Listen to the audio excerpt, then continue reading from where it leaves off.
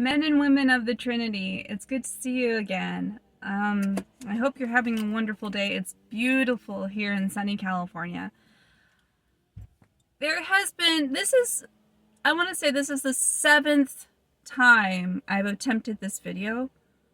But it's such an important message that I need to get it right. And I've been flomping on the other videos, and just babbling on. So I'm going to try to be a little more organized here.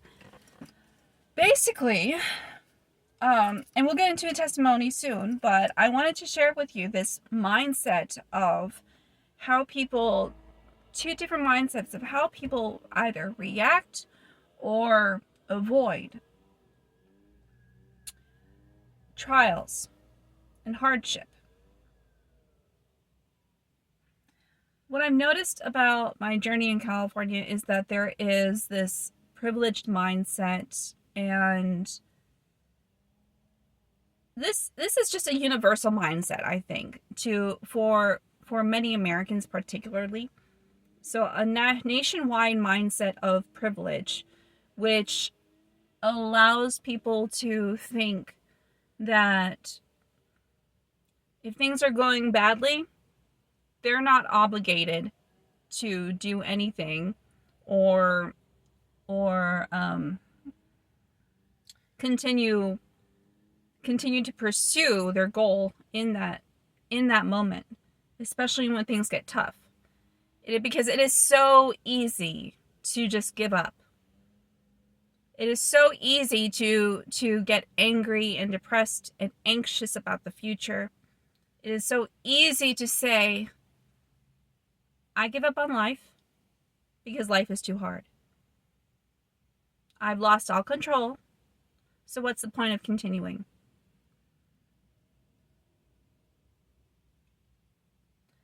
One example, and this is exactly the mindset that I did not want to get into with my own testimony, and here's a story of what happened quite a few months ago before I began going to college. When I arrived here in California, the idea was for me to get independent and figure out what I wanted to do with my life after coming out of the monastery. Well, after my grandparents died, they left the house to their kids, and a couple of us grandchildren wanted to use it to just get off of our feet, and it just happened to work out for our parents, so they said, okay, go ahead. Now there was tension when I came in. There was tension because it's a long story, so I'll have to just keep it to this testimony. Basically, we had some drama previously, and we've gotten over it, but let's just say that it wasn't pretty, and there was a lot of doubt and resistance when I came to California, to Westminster. But we've kind of got over it, and we're reconciling, and that's great. I see a lot of progress in our relationships, so I'm very blessed with that. However, there was this one time when the tension was very high, and I told them that I would stay here until however long when my manicure classes were over, when I was taking cosmetology classes. I didn't really feel at peace about it, especially after I came back from Nevada. I had kind of an experience which allowed me to see, hey, I want to do something a little more, something with a little more substance to it, something a little bit more meaningful. I have a different mission other than doing people's nails. So I quit the nail classes, and that was basically a problem for the family, because I had said that I would leave after after the exams for those classes. Now, there was a bit of tension, and I was coming back after I came back from Nevada.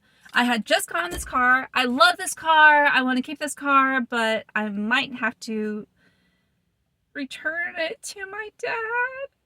No, he has his car. Oh gosh, thank goodness. Thank you, Dad, for the car. I love it. I love this car so much, even though you're paying for it. But anyway, so back to the story. So what happened was that I came back with this car after an 18-hour drive. Whatever you do, don't constantly pick up hitchhikers. At least don't do it often, because they will allow you. It was actually providential, but that's a different story. Anyway, so I picked up a hitchhiker. Turns out to be like a divine providential moment, and I take him to North California. It's like an 8-hour drive away from what originally would have been a 4-hour drive.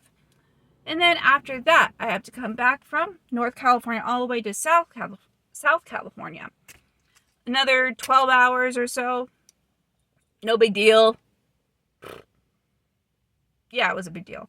So I came back, dead as a doornail, I just wanted to flop on my bed and go to sleep. But turns out somebody had other ideas. I was encountered by my fellow roommate telling me, "What the F are you still doing here? Like, what are you planning?" And I want to know. I've been talking to blah, blah, blah, whoever about this, and you're not welcome here. I'm like, excuse me? Are you in charge? Because you're practically my roommate. And he was like, like, all this tension and anger that was balled up inside that person came out saying that you don't deserve to be here. Like, you just charged in and like, grandma and grandpa wouldn't like this, and what do you think grandpa would want? And if you haven't noticed by now, I'm not even going to mention, but you kind of get the hint of who's talking. So I say, what in the world? Like, I have just as much right to be here as you do. And so what do? I'm a woman. I get angry. I have a temper. That night, I'm bawling my eyes out with frustration, anger, and fighting resentment, because I don't like resenting my family. I don't like resenting.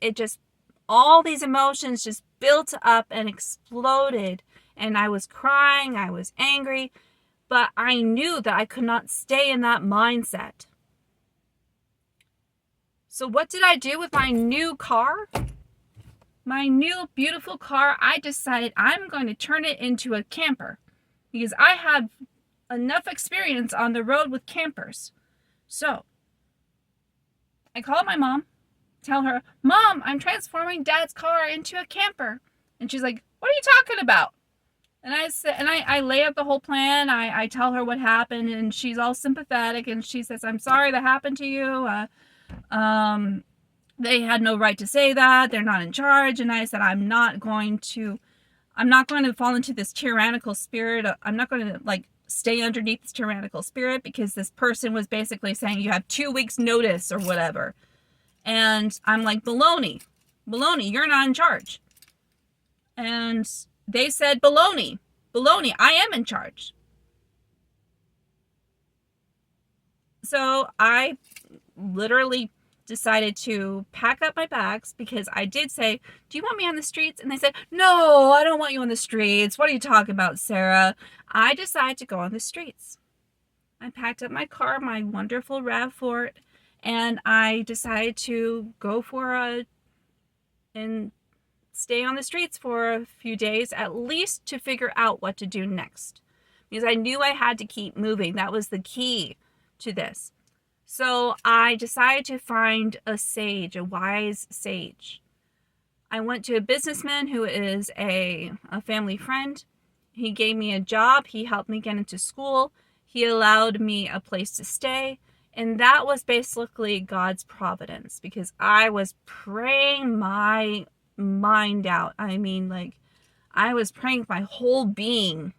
I was praying for my persecutors. I was praying for like a turn of events. And lo and behold, after getting some experience in business, after getting a job, after getting into school, the house came back. My mom basically took custody of the house for a certain amount of time, and now I'm back. God's providence. There's a whole drama behind that, but I'm just giving you the summary of it. And I think that, you know, when you say that God will have his justice, what has happened to me is happening to another person, to my persecutor. I say persecutor as a phrase of identifying the party. I'm not saying that they are actually hard-hearted and bad and like ill-willed. I'm not saying that. I'm just saying that the person who wanted me out is getting what I had gotten. And their reaction is the opposite. And I'm having a hard time understanding it, because when you're in a desperate situation, you need to keep moving. That is the way to get out of depression and keep yourself healthy, keep yourself motivated, keep yourself safe.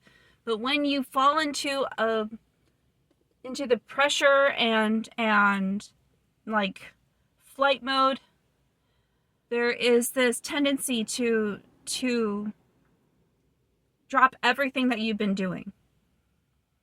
And I admit, I get these moments when I'm like, maybe I should just give up. And then my emotions come out. But I'm a woman, I have emotions, I have to express them.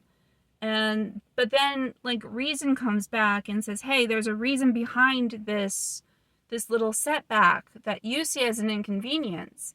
But really there's a higher plan to it. There's a bigger plan to it.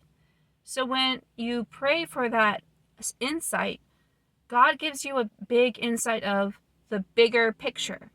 Like he allows you to step back and see what a bigger picture looks like. And oh my gosh, I am so grateful. I'm just a whole bundle of gratitude right now, because this house that I'm staying in that belonged to my grandparents, it was a blessing in disguise for me to leave it. And I may not want to stay in California.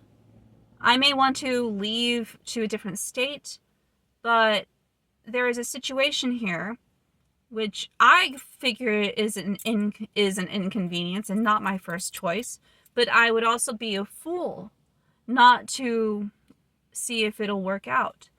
And after some thought and strategic thinking, critical thinking, it will. I can see it working out. It's only going to be one more semester in the situation that I have been given. It's not my first choice, but I'm going to give it a shot. Now, I cannot say that this is a universal mindset for other people, but it is an option. I'm saying that you have a choice of either flopping your whole life and giving up when things get rough, or saying, I need to keep moving. I need to go to the right people. I need to get the right tools. I need to get the right strategic methods. I need to understand what I need to do. I need to have this openness for change. I also need an openness for transforming myself, because this was a whole journey of self-improvement, not self-reliance. My God, I love you so much. I am so grateful. My goodness, I could not rely on myself. When I relied on myself, I actually left the house. And that was a big, mistake. It was as I the mentor I told you about. He said, Sarah, in general, you make pretty good decisions. This wasn't one of them. Yeah, I agree with him.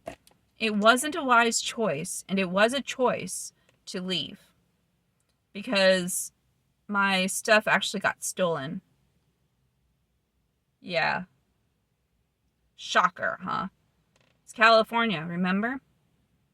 My dulcimer got stolen, my money got stolen, my computer got stolen, my jacket got stolen, my suitcases, 2 suitcases got stolen. It's like they were, what are they, a carnival? A wagon? Do they draw a wagon over and load it up or something? That really kind of opened my eyes and got me a lot more cautious. I became a lot more cautious in California after that incident. And I think that the purpose for that incident was to really smarten me up. Yeah. And it did. It did. So my point is of this whole story and this whole testimony is, what mindset will you choose? Will you choose to keep moving so that you can see and act on what you feel God is permitting you to act upon and take those opportunities that he presents you with? Or are you going to give up on life? What is he been doing? Like not communicating with family, quitting or your job, staying home and watching movies or playing video games. Like, what are you going to do? Are you going to do anything at all? It's time to act. I'm reminiscing. I see a couple, elderly couple walking. My grandparents used to walk together every night around this time.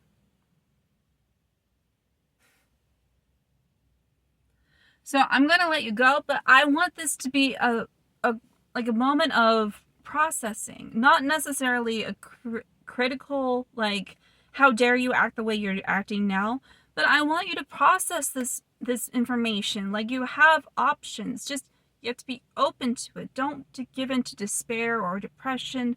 That is a spiritual suicide. I love all of you. Stay hopeful and stay motivated. I am so grateful because God is giving me so many opportunities and they're growing. I have to say that I feel and see them growing, and I want that for you. I want that for all of you. Keep trusting Jesus. I love you. God bless you. Bye.